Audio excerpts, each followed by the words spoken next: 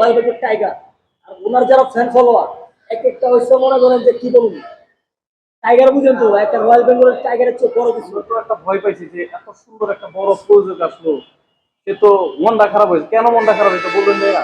তাই মন খারাপ হওয়ার ইন্টারভিউ শুনলাম। আচ্ছা, মন খারাপ হওয়ার কিছু মানে কারণ আছে। তার মধ্যে মেন কারণটা হচ্ছে যিনি প্রডিউসার তিনি তো 1 টাকা 2 টাকা না, কয়েক কোটি টাকা ইনভেস্ট করে সিনেমাটা মানে ব্যয় করেছে সিনেমার পিছনে।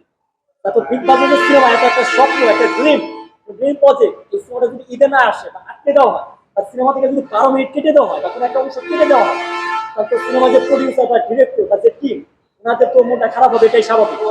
সো ওনাদের মন খারাপ হওয়ার এটাই স্বাভাবিক ছিল। কারণ হচ্ছে সিনেমার যে প্রডিউসার ছিলেন শাহিন আক্তার সুমি আপু, উনি কিন্তু 1 টাকা 2 টাকা না, অনেক টাকায় ব্যয় করেছেন। তো সেই জায়গাতে ওনার আক্ষেপটা থাকবেই বা একটু খারাপ হওয়ার কথাই। বাট সাকিবিয়ান যারা আছে, এক একটা রয়্যাল বেঙ্গল টাইগার, আমাদের পাওয়ার মনে শুধু বর্ডার না, বর্ডারের উপরে সব দিকে আমরা অনলাইন থেকে শুরু করে একটা মনে করেন যে রিয়েল লাইফে সেই সেন্সর বোর্ডের সামনে শাহবাগে আমরা আন্দোলন থেকে শুরু করে সবকিছু করেছি। যার ফলে আজকে সেন্সর বোর্ডের সদস্যরা এটা সেন্সর বোর্ড দিতে এবং সাইন করতে, অনুমতি দিতে সক্ষম হয়েছে এবং বাধ্য হয়েছে। বর্তমানে আমরা বাধ্য করেছি, বিকজ কোনো বিকল্প নাই। কারণ একটা সিনেমা দিয়ে যদি 12 মিনিট কেটে দেওয়া হয় ভায়োলেন্সে, সিনেমার মজা থাকবে কি? সিনেমা ফিল্ম কি থাকবে? পূর্বে তো অনেক ভাইলেন্স ছিল মান্নার ছবিতে, কই তখন তো এত কিছু হয় নাই। না, আমি বাংলাদেশের আগে আমি অন্য কোনো সিনেমায় ভায়োলেন্স টাইপের কোনো ফিল্ম পাই নাই। এটাই ফার্স্ট টাইম। কত ধরনের গালাগালি দেখছি। গালাগালি থাকলে যে ভায়োলেন্স, তা নয়। ভায়োলেন্স মানে হচ্ছে সহিংসতা, সহিংসতা যেখানে হচ্ছে আচ্ছা। একের অধিক, একের পর এক কুবাকুবি আমরা যেটাকে বলা হয়। দেখলাম যে ইউটিউবে এই সময় টিভিতে দেখলাম যে এই যে কাজের আঙ্গুল নাসান যে কি বলতেছে, এটা কি ঠিক? না, এখানে হচ্ছে উনি একজন গুণী একজন অভিনেতা জি। এবং গুণী একজন শিল্পী। তো সেই জায়গা থেকে এইভাবে ওনার রিয়েক্ট করা উচিত হয় নাই। বাট এখানে ওনার রিয়েক্ট করা কিন্তু একটা কারণ আছে। কারণ কাজী হায়াৎ স্যার ফার্স্টে সেন্সর বোর্ডে সাইন করা অনুমতি দিয়া বের হওয়ার সময় সবাইকে একটা কথা বলতে, এবার সবাই বাড়ি ফিরে যাও, তোমাদের কথা আমরা রেখেছি এবং সাইন করে দিয়েছি, সিনেমাটা চলবে। তারপরেও কিছু অতি উৎসাহিত ভক্তরা ওনাকে নিয়ে একটু হয়তো বা রাগান্বিতমূলক কোনো কথা বলেছে, ওনার গাড়ির মধ্যে হাঁটাহাঁটি করেছে এবং ক্ষমতা দেখানোর ট্রাই সবাই তো করেছে। বলছে যে কাজী হাতে এই সিনেমাটা আটকে দিচ্ছে। না, এটা একবার অ্যাবসলিউটলি রং ইনফরমেশন। আমি না জেনে তো বলতাম। আপনি কি দেখেছেন? আপনিও তো দেখেন, শোনা কথা। কিন্তু ওনার যে অ্যাটিটিউড দেখলাম, হাত নাচানাচি, কি অবস্থা। ভাই দেখেন, উনি একজন গুণী অভিনেতা এবং ওনার বয়স হয়েছে, হয়তো বা ভুলবশত করতে পারে। বাট আমি যেটা মনে করি, ওনার সাথে বেয়াদবি করা হচ্ছে। বেয়াদবি করছে দেখে উনি এরকম রিয়েক্ট করছে। কই, আমরা তো এত বছর ধরে কাজে সাহেবকে চিনি, এরকম করার তো কোনো কারণ নাই। কিছু ভক্তরা হয়তো বা ওনার প্রতি রাগান্বিত ছিল বা উল্টাপাল্টা কথা বলেছে। লাস্ট উনি যখন যায়, তার গাড়ি নিয়ে গাড়িটা আটকাইছে, আটকায় গাড়ি নিয়ে উল্টাপাল্টা কথা বলে, তখন সে একটা হুঁশিয়ার হুমকি দিছে যে কাজী হায়াতেরও কিন্তু লোক আছে, হ্যাঁ। কাজী মারুফের কিন্তু লোক আছে। তখন সাকিবিয়ান যারা ছিল তারা সবাই মিলা মনে করতে রক্ত তো করো, তুমি কে আমি কে, সাকিবিয়ান সাকিবিয়ান, কে বলেছে কে বলেছে, কাজী হায়াত কাজী হায়াত। তারপরে কে লোক আছে, কার আছে, কাজী হায়াত মারুফের লোক আছে, কাজী হায়াতের লোক আছে, কে বলেছে, কাজী হায়াত। তো এই যে এগুলো নিয়ে স্লোগান দিচ্ছে। ভাই দেখেন, যারা ওখানে গেছিল আর সাকিবিয়ান, যারা সাকিবিয়ান বেশিরভাগই তো হচ্ছে রক্ত গরম, অল্প বয়সে, আচ্ছা, আপনি ইয়াং যে জেনারেশন। বললেন কাজী হাতে কি ডায়লগটা দিছে বললেন?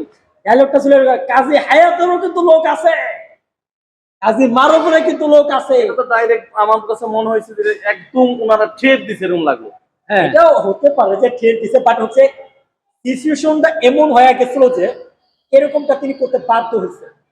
বিকজ তিনি যখন সাইন করে উনি তো শান্তভাবে কথা বলতে পারতো সাকিব খানের সাথে। 1 মিনিট শান্তভাবে ফার্স্টে বলছে, আপনারা তো জাস্ট 30 সেকেন্ড না 35 সেকেন্ডের ভিডিও দেখছেন। জি জি, পুরো ফুল ভিডিও তো আমার ফোনে আছে, পুরো ফুল ভিডিও আমার ফোনে আছে, পুরো বাংলাদেশ থেকে শুরু করে বাংলাদেশের বাইরে সব জায়গায় নেটওয়ার্ক কিন্তু আমার আছে। আপনি বলিউড বলেন, সাউথ বলেন, হলিউড বলেন বা ঢালিউড বলেন, ঠিক আছে, আমরা কিন্তু খবর রাখি। তিনি সাইন ইন করে বের হওয়ার সময় একটা কথাই বলছে ফার্স্টে, তোমরা সবাই বাড়ি ফিরে যাও, সাইন করে দিছি, তোমাদের কথা আমরা রেখেছি। তারপরও কিছু অতি উৎসাহিত ভক্তরা আছে, তারা যা একটু বাজে ব্যবহার করছে, রিয়েক্ট করছে, যার কারণে কথা বলছে। আর ওনার জায়গায় আমি থাকতাম হয়তো বা আমি এরকমটাই করতাম, এটাই স্বাভাবিক। তো একভাবে দেখলে হবে না, একটু চিন্তা ভাবনাটা মাইন্ডটা ঠিক রাখতে হবে। এখন কাজে আছে যে একবার দুধে তো তুলসী পাতা, আমি এটা বলছি না, আমরা সাপোর্টও নিচ্ছি না। কি বলেন এটা বুঝলাম না। কাজী হায়াত স্যার উনি যে দুধে তো তুলসী পাতা, আমি সেটা বলছি না, আবার আমি ওনার সাপোর্টও নিচ্ছি না। উনি যেহেতু একজন গুণী অভিনেতা, গুণী ডিরেক্টর, ইভেন সাকিব ভাইকে নিয়ে একটা সিনেমা বানিয়েছে, বীর নামের একটা সিনেমা, জি। যেটা পপুলার একটা ফিল্ম হচ্ছে এবং আমাদের সেনা অটোগ্রাম সিনেমা হলেও পূর্ণার টাইমে প্রচুর পরিমাণ দর্শক আসছিল এই বীর সিনেমা দেখার জন্য। তো সেই জায়গা থেকে একজন গুরু অভিনেতাকে তো আর আমরা উল্টাপাল্টা কথা বলতে পারি না। আজকে উনি আমার হচ্ছে বাবার বয়সী, আমাকে একটা থাপ্পড় দিতে পারে, তাই বলে কি উল্টা আমি ওনাকে যা থাপ্পড় মারবো? না না না। উনি আমাকে একটা ধমক দিতে পারে, তাই বলে কি আমি ওনাকে যা ধমক দেবো? দেবো না। তো আমি পজিটিভ ভাবে চিন্তা ভাবনা করি, পজিটিভটা বললাম। বাট ওখানে যারা ছিল তারা প্রপারলিটা বলতে পারবে, বাট আমি ছিলাম না। কিন্তু ঘটনা কি করছে সেটা আমার ফোনে আছে। আমার ফোনে আসতে বলে আমি বড় জোর গলায় বললাম, উনি ফার্স্টে ভালো ব্যবহার করছে। আর যখন দেখলো যে অতি সীমা ছাইরা গেছে, বিলম্ব, কথাই আছে না সুযোগের সৎ ব্যবহার, ওই জায়গাটা মনে হয় যে সিস্টেমটা হয়েছে। তো যাই হোক, যার যার পার্সোনালিটি। এখন কাজী হাত স্যারকে নিয়েও কথা বলতে চাই না, আমরা কাজী মারুফ সাহেবকে নিয়েও কথা বলতে চাই না।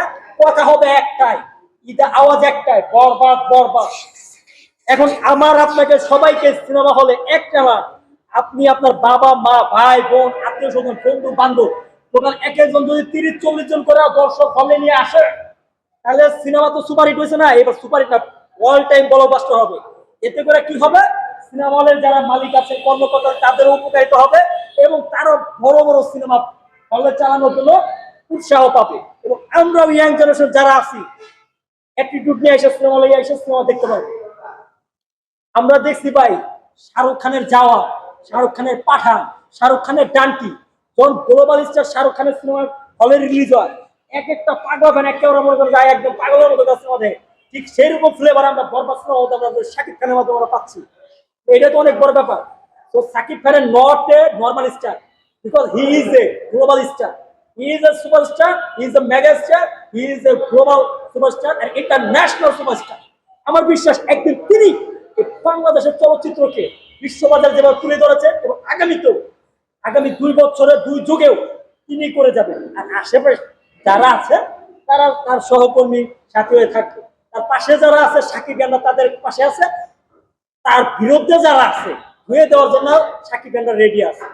অতএব আমরা দ্বন্দ্ব বিন্দুতে যাব না, সবাই সবাইকে সাপোর্ট করবো এবং বাংলা চলচ্চিত্রকে বাঁচিয়ে রাখার জন্য আমাদের সবাইকে হলে আসতে হবে, সিনেমা দেখতে হবে। আর এবার তো আমাদের সেনা অডিটোরিয়াম হলে তো বরবাদ আসবে। তো একটা কথাই বলতে চাই, ঈদের দিন থেকে কিন্তু তাণ্ডব বলেন, তুফান বলেন, জ্বর বলেন, যাই বলেন সব হবে। কথা আওয়াজ একটা, এই জিল্লু মাল দে, জিল্লুর মাল না নেওয়া পর্যন্ত কিন্তু আমরা। আচ্ছা শান্ত ভাই, তুফানের আগে যে শাকিব খানের যে ছবিগুলো ছিল সব রেকর্ড ব্রেক করছে কিন্তু তুফান। তো বরবাদে কি এমন আছে যে তুফানকে ব্রেক করে দিবে? ভাই বরবাদে যেটা আছে আমাদের মেগাস্টার শাকিব খান আছে, হুম। বরবাদে যেটা আছে আমাদের মেগাস্টার শাকিব খানের অ্যাটিটিউড আছে, বরবাদে যেটা আছে শাকিব খানের যে কস্টিউম গুলা, কস্টিউম ডিজাইন গুলা, আগে তো আমরা শাকিব খানের যে ড্রেস আপ দেখছি এতটা মনোমুগ্ধ হয় না। এই সিনেমার মধ্যে আমার যেটা আকর্ষণ মনে হয়েছে, শাকিব খানের যে লুক, শাকিব খানের যে গেট আপ, শাকিব খানের যে পোশাক, এইগুলো হচ্ছে আকর্ষণীয়। অন্য একটা সিনেমা দেখেন তো বাংলাদেশ শাকিব খান বাদ দিলাম, এম আহমেদের কথা বলেন, জিয়া রোশনের কথা বলেন, আরিফিন শুভর কথা বলেন, আর বাংলাদেশের বাইরে যে হিরোরা আছে তাদের কথা বলেন, শাকিব খানের যে পোশাকগুলো পরছে, শাকিব খানের যে অ্যাটিটিউডটা নিছে, এরকম নিছে। এখন পর্যন্ত আমি পুরো ওয়ার্ল্ড ফিল্মের ইন্ডাস্ট্রিতে মতো পুরো ওয়ার্ল্ড, বাংলা বলেন, হিন্দি বলেন, উর্দু বলেন, ফার্সি বলেন, কেরালা বলেন, তামিল বলেন, তেলুগু বলেন, মালায়ালাম বলেন, কানাডা ফিল্ম বলেন, ইংলিশ বলেন, চায়না বলেন, যেগুলো ফিল্মে গার্লফ্রেন্ডের সামনে 200-500 কিলোমিটার মাইরে একবার সাইলেন্ট করে দেয়, এরকম কোনো সিন দেখি নাই। ফার্স্ট টাইম বাংলাদেশ ফিল্মে দেখলাম। তো ব্যাপারটা তো অন্যরকম।